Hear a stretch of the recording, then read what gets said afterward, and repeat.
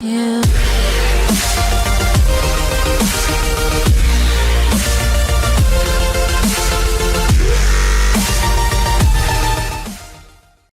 In this movie, we're going to look at one way to animate characters inside of After Effects. Now, most of the time when you animate characters, you probably have a layered Photoshop or Illustrator file, such as this wizard here, and we can adjust something like his hat because it's on a separate layer to bring this character to life. But in this movie, I want to show you another tool for animating characters, and that is called the Puppet tool. I'm going to go over this Hula Girl composition here. Now, basically what the Puppet tool tries to do is it takes a still image and applies these deformation points so that you can apply them at certain points of the image and then control the image like a puppet.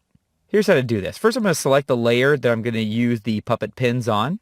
Next, I'm going to go up to the toolbar at the top. And over here on the far right-hand side of the tools, we have the puppet pin tool. So I'm going to go ahead and select that. I'm going to go ahead and apply pins to this object. I'm going to apply them to places where I'd want to control if I were like a puppet master. So I might put one on her head, one on her elbows here.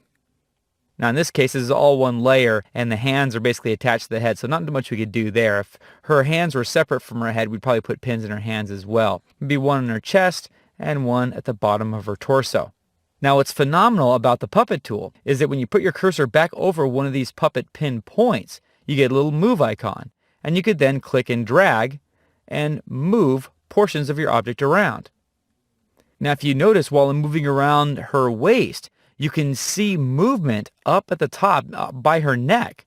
Now, this is the way things really work in the real world. It's very difficult to move your arm and not have your shoulder be adjusted in some way. As I click this button in her torso, you'll notice how her arms move a little bit. Her head's kind of giving a little shake, and you could see that in her waist also. Another great feature of the Puppet tool is that we can hold the control key on the PC or the command key on the Mac and get this little stopwatch.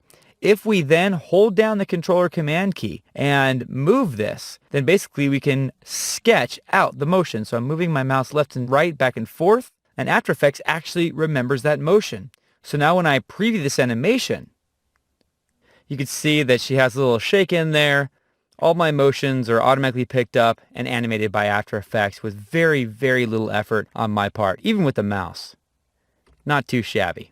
Now, for further exploration, if you hold down the mouse button, you can see there's additional tools, the Puppet Overlap tool, which controls how the different pieces of a mesh, or in other words, a layer that has the puppet pin applied, how a mesh will overlap itself, and also the Starch tool. So if there's pieces of your layer that are moving that shouldn't be, you can use the Puppet Starch tool pins to anchor them down. And so as you can see, this is a great alternative to the traditional style of animating characters in After Effects where you have to take layered Photoshop files and laboriously animate each little piece. Now we can take one still flat image and just use the Puppet tool to bring it to life. Yeah.